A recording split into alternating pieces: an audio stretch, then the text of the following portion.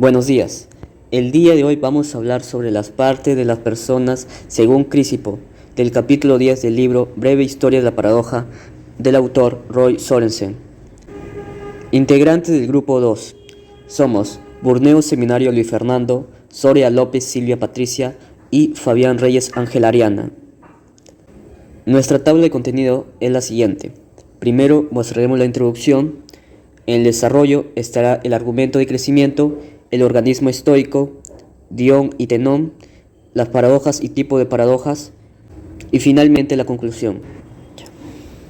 El presente capítulo está dedicado a las paradojas de la constitución material. Estas paradojas surgen como un campo particular de problemas acerca de objetos y personas. La figura que está en la pantalla muestra la naturaleza de su desarrollo. Por fortuna, estos enigmas han sido organizados recientemente en un modelo. Nos serviremos de este esquema común para poner en relación las diversas maneras en que las paradojas se abordó en el pasado con las soluciones actuales. El argumento del crecimiento. Epicarmio escribió una comedia con un precoz argumento filosófico. A una persona se le requiere el pago de su parte del precio de un banquete que se celebrará a futuro. Como carece de dinero, el hombre recurre a un enigma. Si alguien tiene una determinada cantidad de guijarros y añade o sustrae un guijarro, ¿le queda la misma cantidad de guijarros? No, responde el acreedor. El deudor entonces invita al acreedor a pensar de esa misma forma en los hombres. ¿Podrá ser un hombre igual al que fue antes y al que será mañana? Esto se aplica tanto al acreedor como al deudor. Ninguno de los dos es el mismo que era ayer, ni será el mismo que existirá en el futuro. El acreedor concede este extremo filosófico. El deudor entonces concluye triunfalmente que no le debe nada. Después de todo, él ya no es la persona que se comprometió a pagar el precio del banquete. Ese hombre ha desaparecido. Y tampoco es él quien disfrutará del banquete. Ese hombre todavía no existe. El acreedor no sabe qué decir. Finalmente decide golpear al deudor. Tambaleándose por el impacto, el deudor, enfurecido, protesta por la agresión. El acreedor se compadece, pero le explica que él no es el hombre que lo ha golpeado. ¿Qué premisa debe negar el acreedor? Si negara que el deudor es idéntico al conjunto de partes que lo constituyen, el acreedor estaría diciendo que hay dos cosas en el mismo lugar al mismo tiempo, el deudor y el conjunto de sus partes. El argumento del crecimiento se generaliza hasta el caso en el que el número de partes sigue siendo el mismo. Recuérdese asimismo la afirmación de Heráclito, según la cual cuando alguien se introduce en un río por segunda vez, se introduce en una masa de agua diferente. El río sigue siendo el mismo, aunque todas sus partes cambien. Otro ejemplo fue el del barco. Aquellos que niegan que el barco de quien ha conservado las tablas sea el barco de Teseo, insisten en que el barco de Teseo permaneció en una existencia continua mientras sus partes viejas se iban reemplazando y no había dejado de existir cuando todas las viejas tablas se volvieron a ensamblar. Eran particularmente dogmáticos. En lugar de disminuir las expectativas sobre lo que la filosofía podía lograr, los estoicos ofrecían justo lo que cualquier ingenuo podía esperar que le asegurara la reflexión filosófica: el conocimiento general del universo acompañado de sabiduría moral. Los estoicos concebían el universo como totalidad orgánica. James Lovelock sostiene la hipótesis Gea.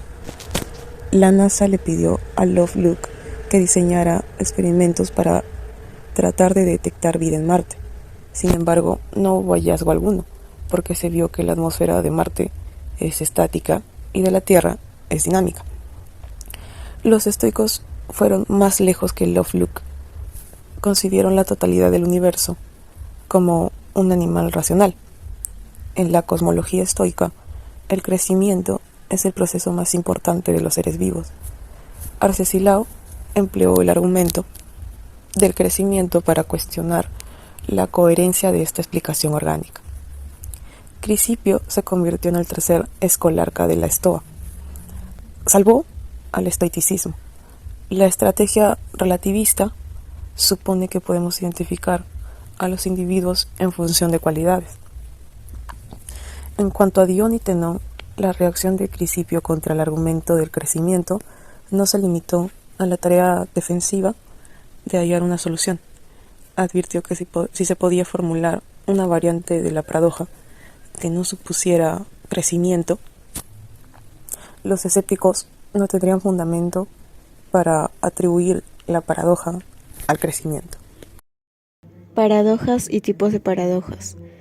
El problema radica en un conflicto entre 5 principios plausibles individualmente, pero inconsistentes tomados en conjunto. El primero es el supuesto de existencia. Existe un todo que se podría denominar F, y existen las partes que lo componen. Segundo es el supuesto esencialista. Si las partes componen F, entonces esas partes deben haber compuesto este F. Esas partes son necesarias y suficientes para que F exista. Tercero, principio de posibilidades alternativas de composición.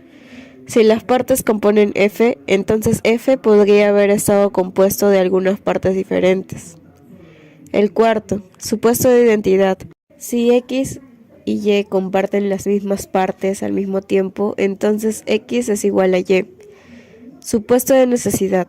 Si X es igual a Y, entonces es necesariamente verdadero que X es igual a Y. Conclusión.